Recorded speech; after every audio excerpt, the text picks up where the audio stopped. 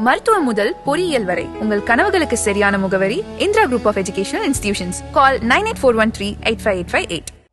எல்லா வானிலை மாற்றங்களுக்கும் பெஸ்டா இருக்கும் இந்த ரூபிலெக்ஸ் பெயிண்ட்ஸ். வர்ணம் பூசுவதற்கு மட்டுமல்ல, உங்கள் வீட்டை பாதுகாக்கவும் Rubilex paints. Delivering smiles all around the professional careers. Reach us to reach them. தமிழகத்துக்கு எப்படி இந்த வழிபாடு வந்துச்சு? யார் இந்த சாய்பாபா? ஒரு பக்கமாக ஒரு பிராமணர் குலத்தை சேர்ந்தவர், அங்கேருந்து பிறந்து வளர்ந்தவர்னு சொல்கிறாங்க. ஷிரடி பாபா பொறுத்தவரை ஷீரடி என்பது ஊர். அவர் தொழுநோயாளிகளுக்கு உதவி செய்கிறார், ஏழை எளிய பெண்களுக்கு உதவி செய்கிறார். இது அங்கே இருக்கிற ராஜாக்களுக்கு, அங்கே இருக்கக்கூடிய மக்களுக்கெல்லாம் தகவல் போகுது. ஆனால் தெய்வ குழந்தைன்னு சொல்கிறாங்களே சார். இல்லை, அதாவது பரப்பப்படுகிறது தானே. எல்லாருக்குமே உதவி செய்கிறார். உதவின்னு கேட்டு போனவனுக்கு பூரா என்ன முடியுமோ செய்கிறார். ஒரு முஸ்லீம் சமூகத்திலிருந்து வர்றார், வந்த பிறகு இந்துக்களுக்கு உதவி செய்கிறார். அங்க முஸ்லீம்களுக்கும் அவர் பாபா, இந்துக்களுக்கும் அவர் பாபா. மகாராஷ்டிரா அரசு மரியாதை வந்தது ஷீரடி பாபானாலதான். திருவள்ளுவர் அவர் இந்துவே அல்ல, அவர் தமிழர். நீங்க எந்த பார்ப்பனரும் முருகனை கும்பிட மாட்டான். ஏன் கும்பிட மாட்டான்னா அது தமிழ் கடவுளுக்குவான். ஆனா புதுசா ஒரு கடவுளே உருவாக்குவான். யாரு? விநாயகர். இந்துக்களாக மாத்திரான், ஜாதியா பிரிக்கிறான். ஜாதியா பிரித்து சாதி சனாதனத்தின் அடிப்படையில் நீ கீழ் ஜாதி. கல்வி மறுக்கப்படுகிறது, அனைத்து உரிமைகளும் மறுக்கப்படுகிறது. அப்ப அவன் எங்க போவான்? முஸ்லீமா மாறிட்டான். நீங்க RSS ஆதரிக்காமல் ஷிரடி பாபாக்கு இவ்வளவு புகழ் வருவதற்கு வாய்ப்பு.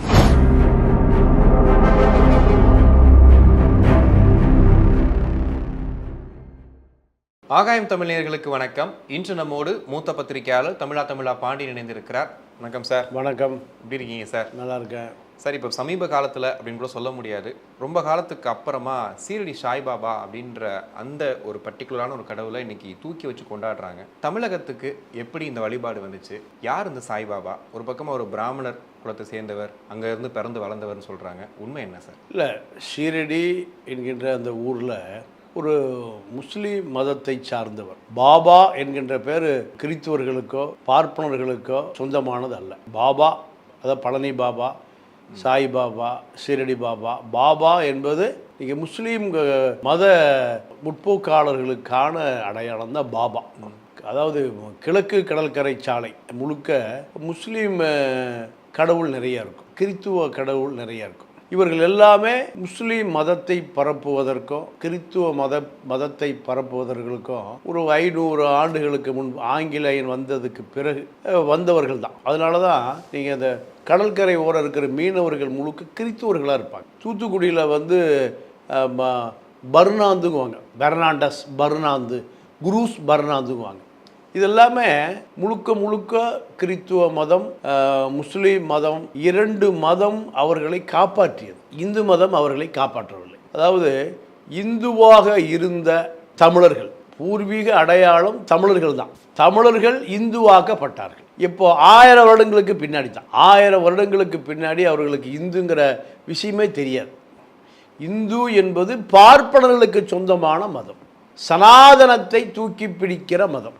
அதுதான் இந்து மதம். இந்து மதத்தில் 1008 பாகுபாடுகள் இருக்கும், பிரிவினைகள் இருக்கும், வர்க்க பேதங்கள் இருக்கும். ஆனால் தமிழர்களாக இருந்தவரை இவர்கள் வர்க்க பேதமே சாதிய மொழியால் இவர்கள் பிரிக்கப்படவில்லை. ஷிரடி பாபா பொறுத்தவரை ஷீரடி என்பது ஊர்.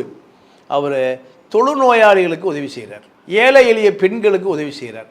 இது அங்கே இருக்கிற ராஜாக்களுக்கு, அங்கே இருக்கக்கூடிய மக்களுக்கெல்லாம் தகவல் போகுது. இவருக்கு சில மூலிகை சித்த மருத்துவம் வைத்தியம் தெரியும். அப்போது அதன் மூலம் தொழுநோயாளிகள், வயதானவர்கள், பெண்கள், குழந்தைகள், நோய்வாய்ப்பட்டவர்கள் அத்துணை பேருக்குமே மருந்து கொடுக்குறாரு. நீங்கள் எல்லாரும் பெரிய மனிதர்கிட்ட போய் உணவுப் பொருள் வாங்கி உணவு கொடுக்குறார். ஆனால் தெய்வ குழந்தைன்னு சொல்கிறாங்களே சார். இல்லை, அதாவது பரப்பப்படுகிறது தானே. பிறக்கும் போதே யாரும் தெய்வ குழந்தையெல்லாம் பிறக்கிறதுல அதாவது மனிதனும் தெய்வமாகலாம், தெய்வமும் மனிதனாகலாம். இப்படி அவருடைய ஈகை குணம்தான். அவர் எல்லா உடை இல்லாதவனுக்கு உடை கொடுக்குறாரு, உணவு இல்லாதவனுக்கு உணவு கொடுக்குறாரு. சாதாரண மனிதன் தான், பிறந்தது சாதாரணமாக தான். அதாவது அவர் எப்படி உலகளாவிக்கு கொண்டு போகணும்னு கேட்டீங்கன்னா அவருடைய ஈகை குணம், அவருடைய வள்ளல் குணம். வள்ளல்னா அவர் பெரிய கோடீஸ்வரன் அல்ல, சாதாரண ஆள் தான். ஆனாலுமே எல்லாருக்குமே தொண்டு செய்கிறார், எல்லாருக்குமே தொண்டு செய்கிறாரு. அப்போ ஆதரவற்றவர்கள் அத்தனை பேருமே அவரை நோக்கி போகிறாங்க. போகிற பொழுது அவர் தங்களுடைய கிடைத்த அத்தனை பொருள்களையும் இங்கே ஆசிரமம் அமைப்பது என்பது, குருகுலம் ஆசிரமம் என்பது இந்த இந்து மதத்தில் என்னென்னு கேட்டிங்கன்னா, வசதி படைத்தவனுக்கு கல்வி கொடுப்பது தான் குருகுலம். ஆனால் ஷிரடி பாபா என்ன பண்ணுறாரு, எல்லாருக்குமே உதவி செய்கிறார். உதவின்னு கேட்டு போனவனுக்கு பூரா என்ன முடியுமோ செய்கிறார். அதுதான் மக்கள்கிட்ட அவருக்கு, ஏழை மக்கள்கிட்ட அவர் கொண்டு போய் சேர்த்துது. ஆனால் சாதி மதங்களுக்கு அப்பாற்பட்டவர். சாதி மதம் இனமெல்லாம் எதுவுமே கிடையாது அவருக்கு. அவர் ஒரு முஸ்லீம் சமூகத்திலிருந்து வரார். வந்த பிறகு இந்துக்களுக்கு உதவி செய்கிறார். எல்லாத்துக்குமான ஆதிவாசி, நீங்கள் அதாவது அதில் அவர் மீது ஒரு பெரிய மக்கள்கிட்ட ஒரு ஈர்ப்பு என்ன கேட்டிங்கன்னா, தாழ்த்தப்பட்ட மக்களை அரவணைச்சிக்கிறார். தாழ்த்தப்பட்ட மக்களோடு தங்குறார். நோய்வாய்ப்பட்டவர்களுக்கு அவருக்கு தெரிஞ்ச நீங்கள் அந்த வைத்தியம் பண்ணி நோய் காப்பாற்றுறார். இதுதான் ஏழை மக்கள்கிட்ட கூட்டமாக அவர் கொண்டு போகுது. ராஜாட்ட தகவல் போகுது, நீங்கள் அங்கே இருக்கக்கூடிய செல்வந்திட்ட தகவல் போகுது. அப்போது இந்த மக்களை எப்படி இவர் காப்பாற்றுறாரு, இந்த மக்கள்கிட்ட இவர் என்ன ஒரு ஈர்ப்பு இருக்குது, இதுதான் அவருடைய புகழ். நீங்கள் எல்லா பக்கமும் போகுது. இது அவர் உயிர் வாழ்ந்து மடிகிற வரை நடக்கிற விஷயம். இதுதான் அவரை பல பேரை அவரிடம் இது ஈர்த்துட்டு போகுது. நீங்கள் சாய்பாபா என்பவர் பெங்களூரில் புட்டபர்த்தியை சேர்ந்தவர். அவருடைய ஷிரடி பாபா, அவருடைய சிஷி இவர் சாய்பாபா. இது அவரை பொறுத்த வரைக்கும் ஏழை எளிய மக்கள், நோயாளி, ஆதிவாசி, கிராமத்தை சேர்ந்தவன், அவருடைய ஈர்ப்புக்களை சமூகத்தில் அடித்தட்டு மக்கள்கிட்ட தான் அவருக்கு ஒரு ஈர்ப்பே உண்டாகுது. இந்த ஈர்ப்பு உண்டாகியவருடைய விளைவு மக்கள் கூட்டமாக போய் அவருக்கு பொண்ணும் பொருளுமாக கொடுக்குறான். அதை பூரா எதையும் வைத்துக் கொள்வதில்லை. என்ன வருதோ அன்னைக்கு பூரா அந்த ஏழை எளிய மக்கள் கொடுத்துருவார். ஆனால் மகாராஷ்டிரா அரசு ஒரு 1000 கோடி ரூபா செலவு பண்ணி அந்த சீரடியை பெருசாக மாற்றினாங்களாமே. இல்லை, மாற்றத்தான் செய்வாங்க. என்ன காரணம் கேட்டிங்கன்னா, அங்கே மகாராஷ்டிரா அரசு மரியாதை வந்தது ஷீரடி பாபானால தான். ஏன்னா நீங்கள் இது வந்து ஏழை எளிய மக்கள், வசதி படைத்தவன் மகாராஷ்டிரா மட்டும் இல்லாமல் பல மாநிலங்கள்லேருந்து மக்கள் வர்றான். பல மாநிலங்கள்லேருந்து மக்கள் வர்றான். அப்போ அவர் வாழ்ந்த காலத்தில், அவர் உயிரோடு இருந்த காலத்தில் எந்த பொருளையும் அவர் வைத்துக் கொள்வதே இல்லை. அவருக்கு என்ன பொருள் நீங்கள் வந்தாலும் அது அப்போவே பிரித்து வேலையிலும் கொடுத்துட்டு சாதாரணமாக சாப்பிட்டு படுத்துக்குவார். இதுதான். அப்போது நீங்கள் ஆசிரமம் அமைப்பதற்கு தேவையான பொண்ணும் பொருளும் சேர்த்து வைத்திருந்தால் அவர் இவ்வளவு புகழ் வந்திருக்காரு. அவர் என்ன பண்ணுறாரு, எதுவுமே சேர்த்து வைப்பதில்லை. அவருக்கு ஒரு 4 முழம் துண்டு, ஒரு வேட்டி, ஒரு இதுதான். அவர் அதிகபட்சம் விரும்புவது 3 நேர சாப்பாடு தான். அது எளிமையான சாப்பாடு. இதை தாண்டி அவர் எந்த பொருளையும் சேர்த்து வைப்பதில்லை. யார் ஆலோசனை கேட்டாலும், யார் நோய்வாய்ப்பட்டிருந்தாலும் அவருக்கு ஒரு சித்த வைத்தியர் மருந்து கொடுத்தா நோய் நல்லா போகும். எந்த மருந்து கொடுத்தா எந்த நோய் நல்லா போகும் என்பது அவருக்கு தெரியும். அதுதான் அவருடைய புகழ் பரவுவதற்கு காரணம். அன்பால உணவு கொடுக்குறார், பொருள் கொடுக்குறார், அவர் துணி கொடுக்குறார், உடை கொடுக்குறார். 2வது விஷயத்தை தாண்டி தீராத நோய், தீர்க்க முடியாத நோய், பல நாள் தீர்க்கப்பட முடியாத நோய் அவர்கிட்ட, அதுக்கான மருந்து அவருக்கு தெரியும். ஆனால் அதை தாண்டி அவர் வேறு சக்தி இருக்குது சார். சக்தி இருக்கா சார் அவர்கிட்ட? இல்லை, சக்தி என்பதெல்லாம் கிடையாது. எல்லாமே கற்பனை.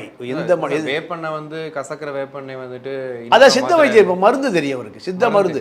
அதுதான், வேற ஒன்றும் இல்லை. இப்போ சோறு வடிச்சா கூட கையை உள்ள விட்டு இல்லை, அதாவது சித்த வைத்தியர்கள் நீங்கள் நம்ம கன்னியாகுமரி பக்கம் நீங்கள் அந்த வைகுண்ட ஐயார் நிகழ்ச்சி நடக்கிற பொழுது வயதான பாட்டிகளை வடையை சுட்டு போட்டு கையில் எடுப்பாங்க. பார்க்கலாங்க. இதெல்லாமே பச்சைலையை கையில் தேய்ச்சிட்டிங்கன்னா இப்படி நிறைய விஷயம் இருக்குது. அப்போ ஷிரடி பாபாவை பொறுத்தவரை அவருக்கு முழுமையாக சித்த வைத்தியம் தெரியும். ஆனால் அந்த தண்ணியில் விளக்கு வைக்கிறது இதெல்லாம் கேட்கும்போது முழுக்க ஒரு இந்து கடவுளை அவரை போர்ட்ரேட் பண்ணுறாங்களோன்ற மாதிரி தோணுது இல்லையா? ஒரு இந்து கடவுளை அவரை போர்ட்ரேட் பண்ணுறாங்கன்ற மாதிரி தோணுது. அவரை பொறுத்தவரை அவர் பிறப்பால் ஒரு முகமதியர். அவருடைய இந்த சித்த வைத்தியங்கள், சாகசங்கள் தான் அவரை உலகளாவிய கொண்டு போகிற பொழுது அவர்கிட்ட தனக்கான எந்த சுயநலமும் இல்லை அவர்கிட்ட. இதுதான் 2 விஷயம் அவர்கிட்ட. தனக்காக எதையும் சேர்த்து வைத்துக் கொள்வதில்லை. யாராவது செல்வந்தர் ஒரு பொருளை கொடுத்துட்டு போனான்னா ஏழை அப்படியே எடுத்து கொடுத்துருவார். எந்த பொருள் அவர் குவிந்தாலும் நீங்கள் நபிகள் நாயகத்தை அப்படித்தானே சொல்ல முடியும். நபிகள் நாயகத்தை சொல்லணும்னா இது முழுக்க நீங்கள் ஷிரடி பாபா நபிகள் நாயகத்திலிருந்து தான் கற்றுருக்காரு. எப்படின்னா, நீங்கள் நபிகள் நாயகம் உயிரோடு இருந்த காலத்தில் பேரிச்சம்பழ மூட்டைகளாக அடுக்கி வச்சிருக்கு. அவர் ராஜா. ஆனால் தன்னுடைய பேரன் ஒரு அரசு கஜானாவில் இருந்த ஒரு பேரிச்சம்பழத்தை எடுத்து தின்னுட்டார் அப்படிங்கிறதுக்காக வாயை விட்டு நோண்டி அதை எடுத்து அது திருப்பி போட்டாராம். பொது சொத்து அது, நாம் உபயோகப்படுத்தவே கூடாது. இப்போ அதைத்தான் யார் ஃபாலோ பண்ணுறா? சிறுடி பாபா ஃபாலோ பண்ணுறார். ஆனால் அவரோட ஆசிரமத்துக்கு 1000 கோடி ரூபாய் செலவு பண்ணோம். அரசுக்கு என்ன இல்லை, அரசுக்கு என்ன லாபம்னா, நீங்கள் அரசு மகாராஷ்டிரா அரசு வந்து ஒரு இந்துத்துவ அரசு. நீங்கள் பால் தாக்கரேக்கு பின்னாடி இப்போ இருக்கக்கூடிய ஏக்நாத் ஷிண்டே, மகாராஷ்டிராவை பொறுத்தவரை அங்கே வந்து இப்போ இந்து முஸ்லீம் 2 பேர் தான் டாமினேஷன் கம்யூனிட்டி. நீங்கள் பம்பாயில் வந்து மஸ்ஜித் பந்தர் போன்ற ஏரியாக்கள்லாம் நீங்கள் முழுக்க நோம்பு டைமில் ரோடு தான் தொழுகை இடமே, சாப்பாட்டு இடமே. நான் பல முறை பார்த்துருக்கேன்.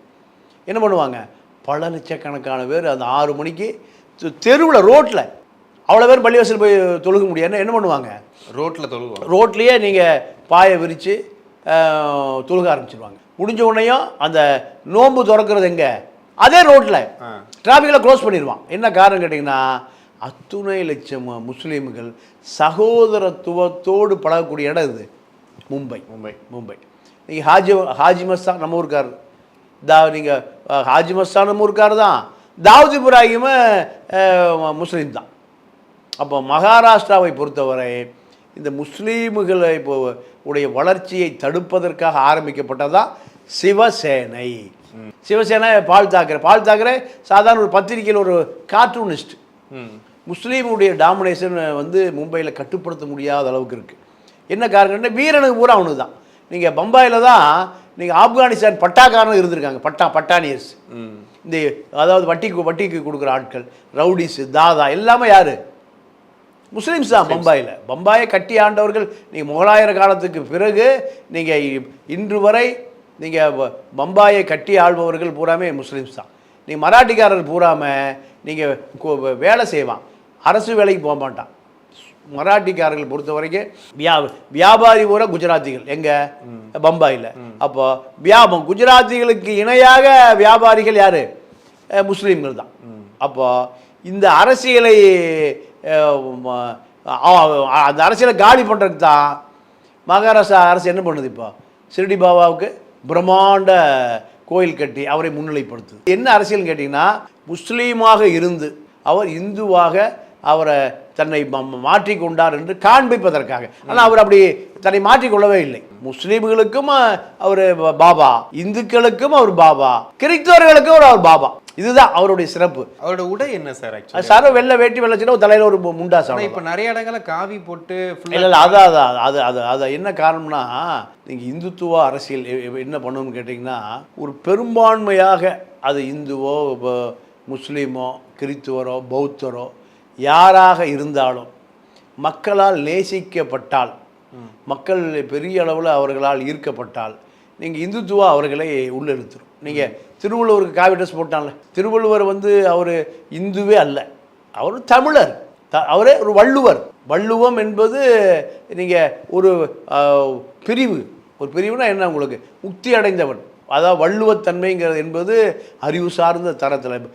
இந்துத்துவா என்ன பண்ணுன்னு கேட்டிங்கன்னா, நீங்கள் தமிழருடைய மரபுகளை அழிப்பது தான் இந்துத்துவானுடைய முதல் வேலை. அப்போ நீங்கள் எந்த பார்ப்பனரும் முருகனை கும்பிட மாட்டான். ஏன் கும்பிட மாட்டான்னா, அது தமிழ் கடவுளுக்குவான். ஆனால் புதுசாக ஒரு கடவுளே உருவாக்குவான். யார், விநாயகர் யானத்தலையை மனுஷனுக்கு வெட்டி, இப்படி ஒரு உருவம் இருந்ததாக வரலாறே இல்லை, இருந்திருக்கும் முடியாது. ஆனால் செயற்கையாக உருவாக்கி அதை இந்து மதத்தினுடைய அடையாளம். நீங்கள் கணபதி ஹோமம் வளர்ப்பது என்பது இந்து மதத்தினுடைய ஊடுருவல். அதே போல் பிள்ளையார் சதுர்த்தி கும்பிடுவது நீங்கள் இந்து மதத்தினுடைய ஊடுருவல். இது 1000 வருடங்களுக்கு முன்பு, 500 வருடங்களுக்கு முன்பு விநாயகரோட கடவுளே கிடையாது. நீங்கள் எல்லா இடங்களும் எது இருந்துன்னு கேட்டிங்கன்னா, குளம், குட்டை, ஏரி, கம்மா இதெல்லாம் வெட்டியவன் பூரா யார், தமிழ் ராஜாக்கள் தான். தமிழ் ராஜா படை வச்சுருப்பான். இந்த படைகள் சண்டைக்கு போகாத நேரத்தில் மீதினால் என்ன பண்ணணும், ஏரி, குளம், குட்டை வெட்டும். இப்படி தான் உலகம் பூரா குளம், குட்டை வெட்டியவன் பூரா யார், தமிழன் தான். அப்போ குளம், குட்டை வெட்டி அந்த குளம் குட்டைக்கு மேலே அரச மரம், ஆலமரம், மரத்திலேயே அரசனது என்னென்னா, நிறைய ஆக்சிஜனை வெளியிடும். ஆலமரம் அரச மரம் ரெண்டு என்ன பண்ணும்? நிறைய ஆக்சிஜன். அதனால தான் கோயில் அதை வைக்கிறான், கோயில் குளம் அதில் வைக்கிறான், அது நீங்கள் ஏரி கம்மாயில் வைக்கிறான். ஆக்சிஜன் அதிகமாக வெளியிடும். அப்படி வெளியிடுகிற இடத்துல தான் நீங்கள் கடவுள் வணங்கணுங்கிறான். ஏன்னா சுத்தமான ஆக்சிஜன் கிடைக்கும். குழந்தை குட்டி இல்லாதவங்கள தமிழ் மரம் என்ன பண்ணுவான்? ஆலமரத்தை அரச மரத்தை சுற்றி வாங்குவான். உள்ள நீங்கள் கர்ப்பப்பைக்குள்ளேயோ நுரையீரலுக்குள்ளேயோ கார்பன் டை ஆக்சைடோ அழுக்கோ இருந்ததுன்னா அது என்ன ஆயிரும்? வெளியேறிடும். ஆக்சிஜன் சுத்தமான ஆக்சிஜன் உள்ளே போகும்போது அதனால தான் என்ன பண்ணுவான்? கோயில் குளத்தில் என்ன வைப்பாங்க? ஆலமரம் அரச மரம் வைக்கிறது. எல்லா ஏரி குளம் குட்டைகளில் என்ன எந்த சிலை இருந்ததுன்னா புத்தர் சிலை இருந்தது. புத்தன் சாதி மதத்தை எதிர்த்தான், சனாதனத்தை எதிர்த்தான், நீங்கள் இந்து மதத்தை எதிர்த்தான்.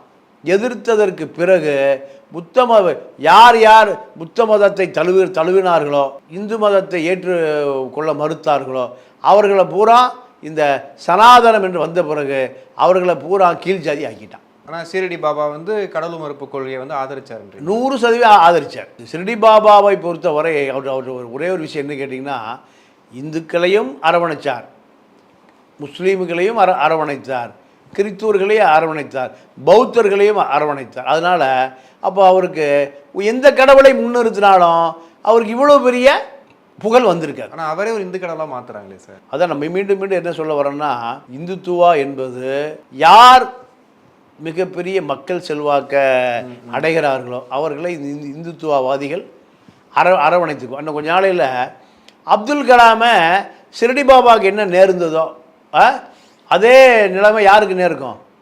அப்துல் கலாமுக்கு நேர்க்கும். திருவள்ளுவருக்கு இப்போ அப்துல் கலாமுக்கு வீணை கொடுத்துட்டு நீங்கள் பராசக்தி ஆக்கிட்டாங்க. அதே போல் நீங்கள் திருவள்ளுவர் என்ன ட்ரெஸ் போட்டிருக்காரு? காவி ட்ரெஸ் போட்டிருக்காரு. இது இந்துத்துவவாதியினுடைய இது ஒரு பயங்கரவாதம்.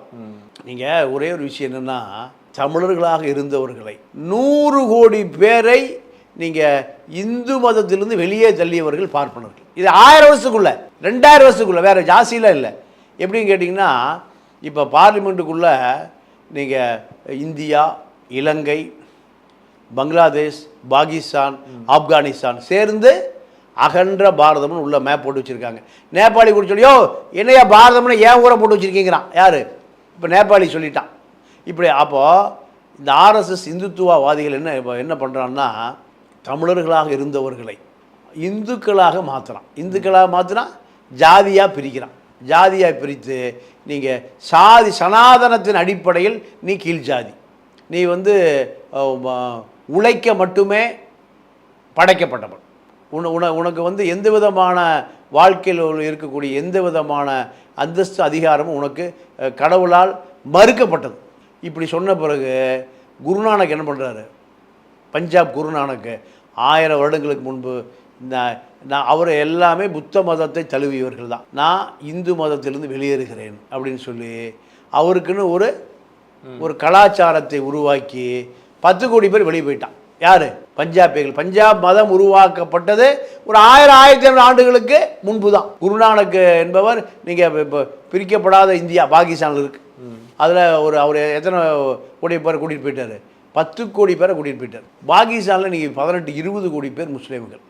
1500 வருடங்களுக்கு முன்பு உருவாக்கப்பட்ட மதம் தான் முஸ்லீம் மதம். அப்போ இந்த இவர்கள்லாம் யாராக இருந்திருப்பான்? அப்போ இந்துக்களாக இருந்தவன் தான். கராச்சியில் யார் இருந்திருப்பா?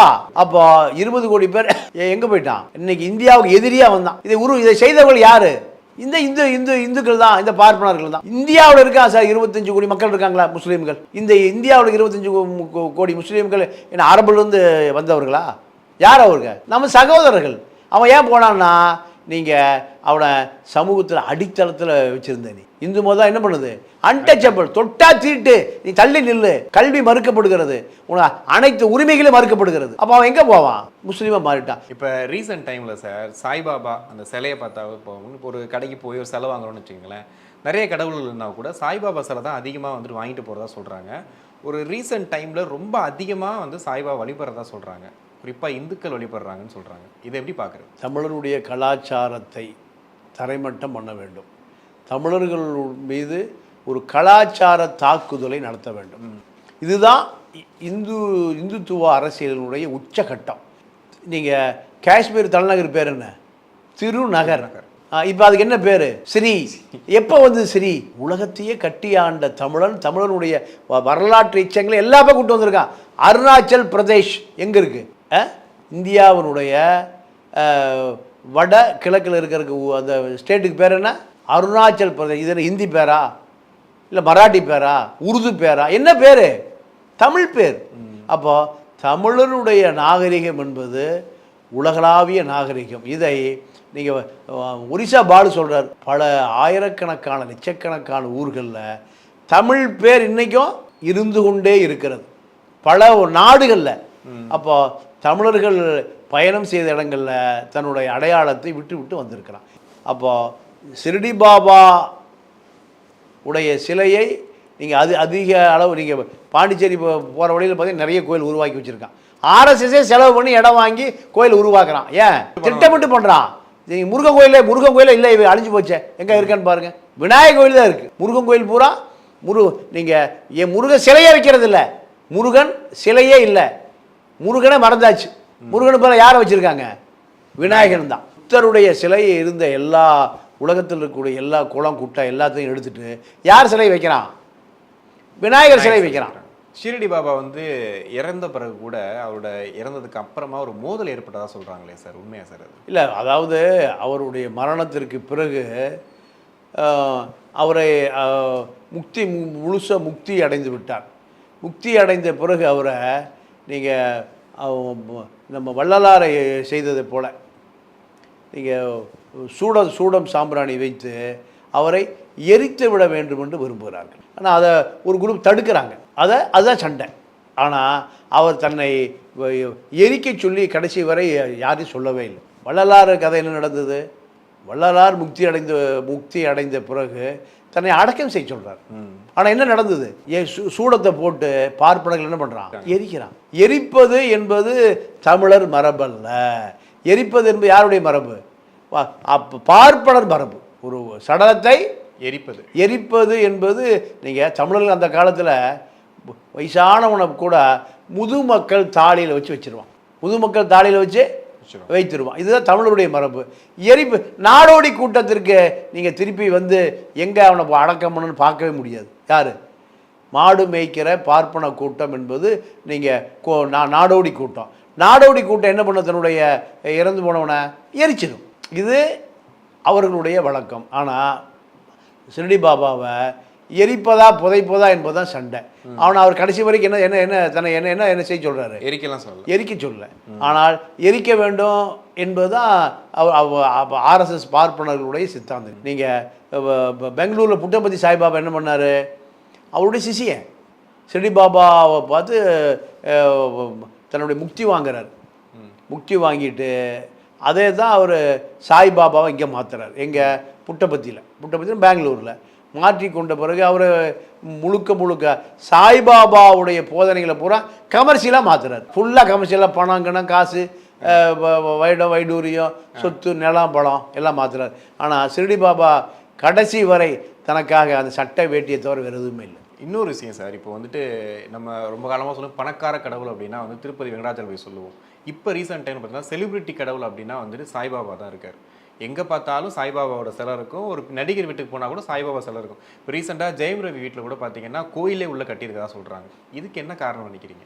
சாய்பாபா ஷிரடி பாபா இரண்டு பேருமே இந்து மதத்தினுடைய அடையாளம் என்று நீங்கள் முழு பார்ப்பனர்களும் இந்துத்துவ தத்துவப்படி முடிவு பண்ணி இளைஞரிடம் இந்த விஷயத்தை கொண்டு போனோம். ஏன்னா இளைஞர்கிட்ட இப்போ வந்து இந்து மத கோயிலுக்கு போகக்கூடிய பழக்கம் விட்டு போயிடுச்சு. அப்போ இதை ஒரு மாடர்னாக பண்ணணும்னு நினைக்கிறான். இதை ஒரு மாடர்ன் இப்போ எல்லா இடங்களையும் பார்த்தீங்கன்னா புத்தர் சிலையை மாடர்னாக வைக்க ஆரம்பிச்சிருக்கான். புத்தர் சிலைக்கு மாற்றாக ஷிரடி பாபாவை கொண்டு சேர்க்க வேண்டிய, ஏன்னா புத்த மதத்தை அழித்தது பார்ப்பனர்கள் தான். அப்போது புத்தரை யாரும் வணங்கக்கூடாது. புத்தர் வந்து உலகம் பூரா எல்லா நாடுகள்லையும் புத்தர் சிலை இருக்குது. அது ஒரு ஃபேன்சியாக இருக்குது. வெளிநாடு போகிற இளைஞர்கள் பூரா புத்தரை வந்து விரும்புகிறான். அப்போது இதுக்கு மாற்றாக ஒரு கடவுளை கண்டுபிடிக்கணும். விநாயகனை வச்சுக்க மாட்டான். விநாயகனை வச்சுக்க மாட்டான். ஏன்னா அது இந்துத்துவ பிற்போக்குத்தனமான கொள்கைன்னு நினைக்கிறான். ஒரு ஐடி படிச்ச இளைஞன், அப்போ அவனுக்கு ஒரு கடவுளை தயார் பண்ண வேண்டியது இருக்குது. யாருக்கு?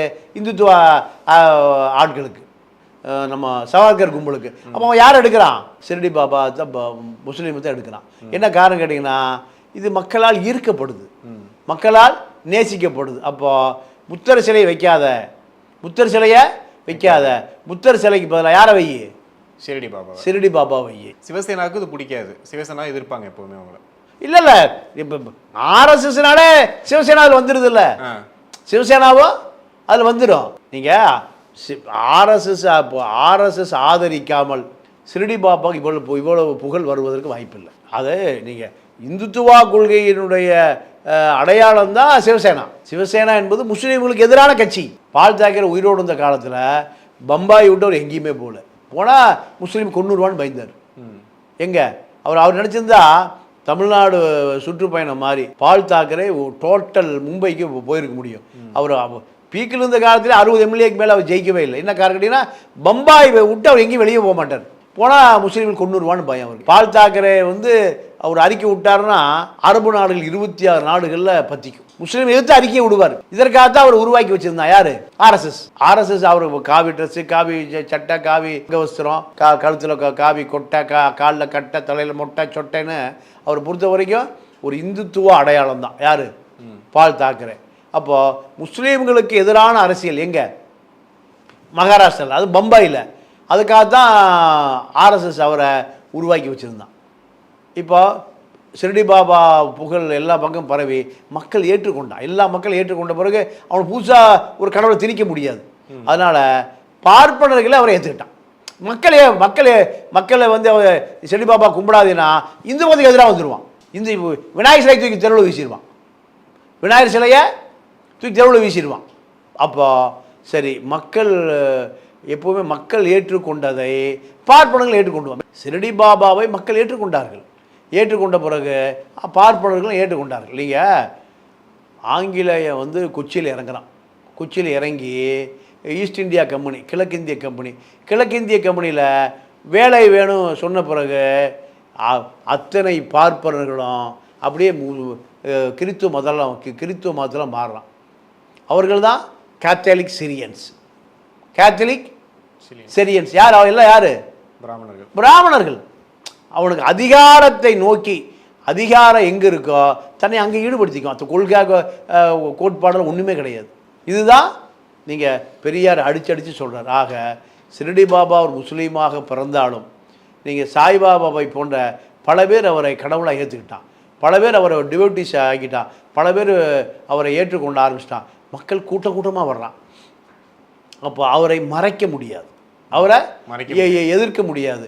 நீங்கள் அப்போ பல லட்சக்கணக்கான பேர், பல கோடிக்கணக்கான பேர் நீங்கள் அவரை ஏற்றுக்கொண்ட பிறகு பார்ப்பனர்களுக்கு, இந்து மதத்துக்கு அவரை ஏற்றுக்கொள்ள வேண்டிய தேவை ஏற்பட்டது. அதன் அடிப்படையில் தான் அவர் இந்து மதத்தினுடைய தலைவராக மாற்றப்பட்டார். நீங்கள் புத்தர் சிலையை வழிபடுகிறவர்கள், புத்தர் சிலையை வீட்டில் அலங்கார பொருளாக வைப்பவர்களுக்கு மாற்றாக நீங்கள் ஷிரடி பாபாவை சிலைகளை உருவாக்கி, கோயிலை உருவாக்கி மடைமாற்றம் செய்வதற்காக இந்துத்துவ அரசியல் ஏற்றுக்கொண்ட கொள்கைதான் நீங்கள் ஷிரடி